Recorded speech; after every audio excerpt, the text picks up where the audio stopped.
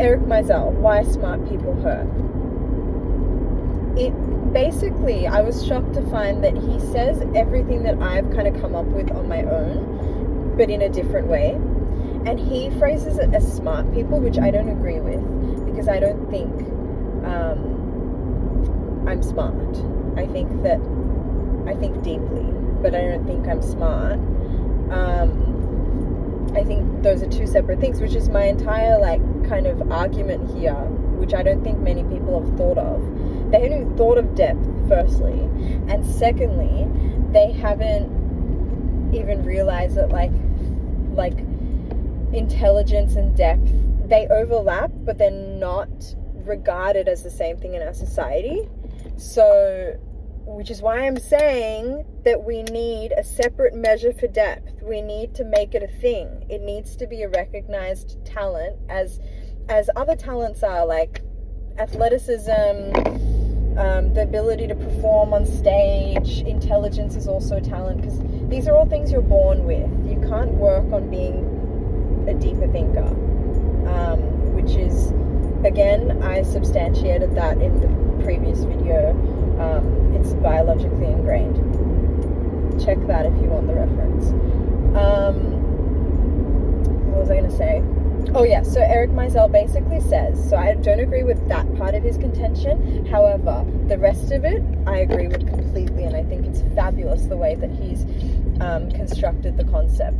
So basically, he talks about intelligence as, or true intelligence is what he says, is as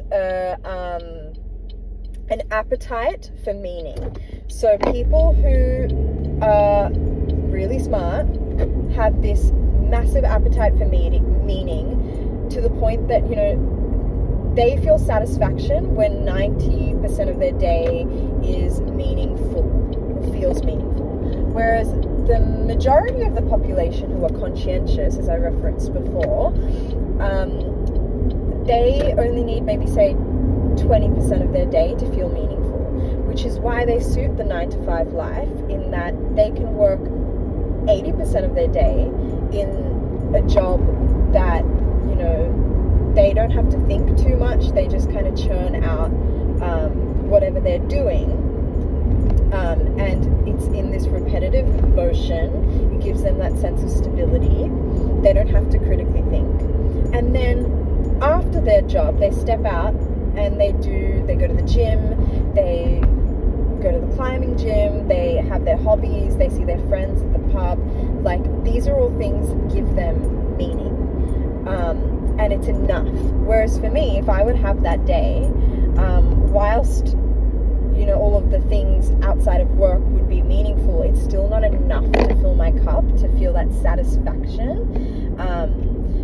So basically it talks about this meaning thing as there's a point where you kind of get tired, right? And for me, that point is 90%. I can listen to podcasts on all these intellectual topics for hours, and then I find maybe 5 hours in a row, maybe then I'm okay, I'm tired and I can't stomach anymore. And that's the point in which you go into this other mode, which he calls meaning neutral, which is your rest, kind of not numb, but your rest, not thinking state, where you're just kind of at home. It's not purposeful, but it's intentional, unpurposeful time where you are sitting down to watch the TV, to you're resting your mind and you're kind of regulating yourself and you're regulating your body. So that's important as well. I just need a lot less of it, whereas other people need a lot more of it in order to regulate themselves and regulate what they're experiencing. So he talks about the 3 modes. So basically meaning rich, I think is how he phrases it, meaning neutral, and meaning opportunities. So basically he encourages you to ask yourself at the start of each day,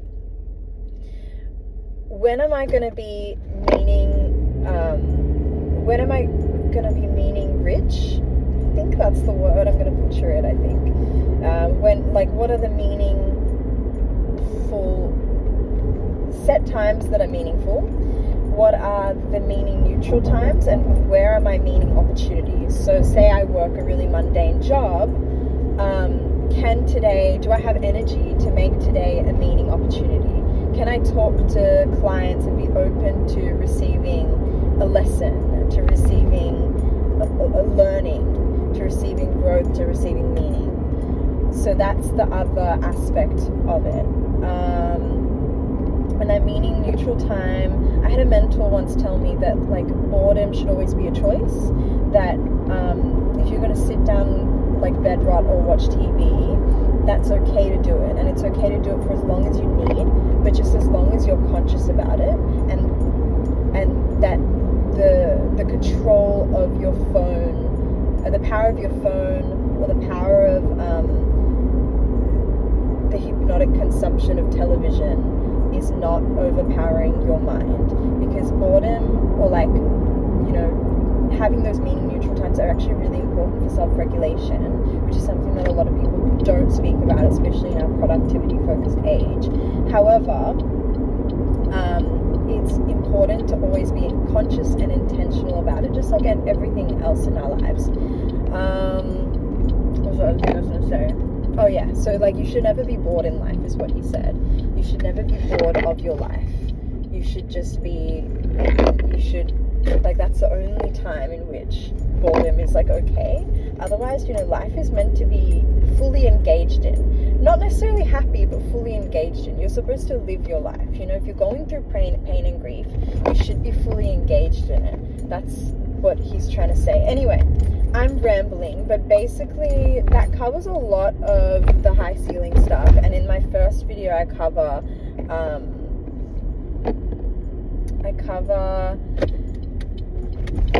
the example of like the two friends that go on a walk and spot the flower, and how two people can have the same experience but extract differently and extract different amounts of meaning. And it's because of this appetite thing that Eric Meisel's talking about. It in my high ceiling formula, high ceiling is the ability to extract meaning from experience. I talk about it as a capacity. So appetite, capacity, whatever you want to call it. But basically, yeah, if this is you, I hope you feel a little bit, I hope you feel a little bit more seen. Feel free to use this concept. Like, this is my gift to you, and like to all my friends who are this way inclined, or whoever I meet, I give this to you, to use for yourself in order to explain yourself to yourself within this absurd reality, and to better function with yourself and within relationship to other people. Now that you know this, you can begin to identify it in others as well, and you can begin to identify who you can feel really seen and understood around, and also get that itch scratched of having these kind of like high ceiling, deep conceptual conversations, because I find that as an extroverted high ceiling person, it's really difficult, because I crave most deeply to have conversations with people, and that's how I satiate my needs. Fuck off. That's how I satiate my needs. Whereas my brother, for example, brilliantly high ceiling. I think his ceiling is higher than mine. I don't think he has a ceiling. I think there's no roof on his, there's no cap, there's no roof on his head. Anyway, he's introverted, so he is so satiated just reading and contemplating existence in his own head. And I'm really jealous of that, but I need a bit more than that. I've gotten better at self-regulating it more, and finding that relationship within myself where I can have conversations like this on my own and journal a lot, and I write heaps. However, there is a capacity to which I cannot regulate this fully on my own, because I'm extroverted, and that I do have this desire to speak with others, and this idea of like two people sitting and hacking away at this like raw object to find the gem of truth inside, and we're both kind of hacking away and finding different points and different angles to hack away at this concept that's in the center. And that is like my number one, like the most satisfying thing in life, like more than performing, more than anything. Like that to me is like the pinnacle of existence. If I can find a way to like do that for my job, like do that every day, I would. But the way I've satiated myself is to find like other people like me, other friends who love abstract conceptual discussions, and we just like hack away at like all these random theories and like random ideas that we have, and like yeah, it's just it's such a blessing. And I implore you now to like be able to identify it in other people, and then be able to like curate your circle a little bit more so that your needs can be met, because like for so long my needs were not being met. And obviously I have low ceiling friends too, or like people who are not that way inclined, who have no idea what I'm saying half the time, but we love them anyway.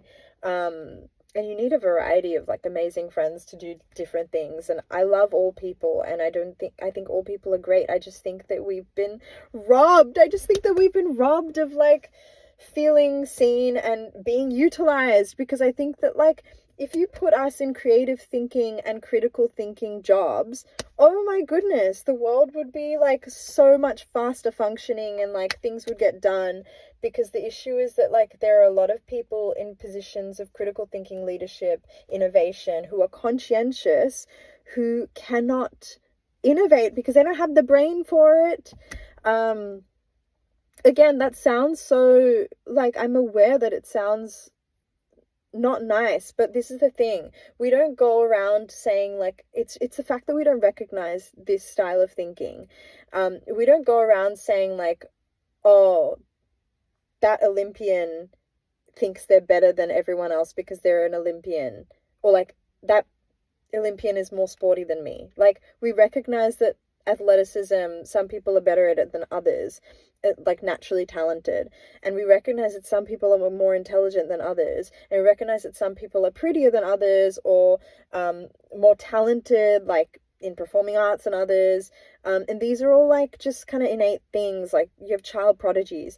That's what I'm saying. I'm not saying that like just because I'm deep you're shallow. Like, that's not what I'm saying. I'm saying that depth is separate, and we don't recognize it, and we need to, in order to like imagine if athleticism wasn't a thing.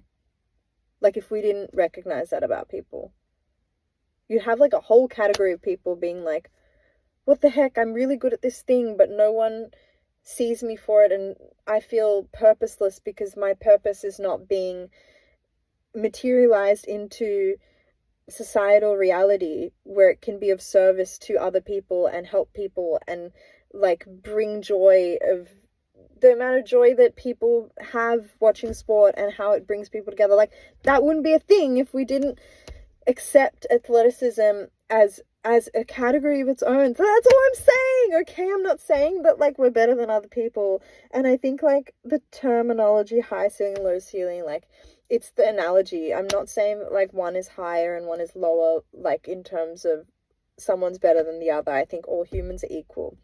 And the human experience is incredibly complex and deep.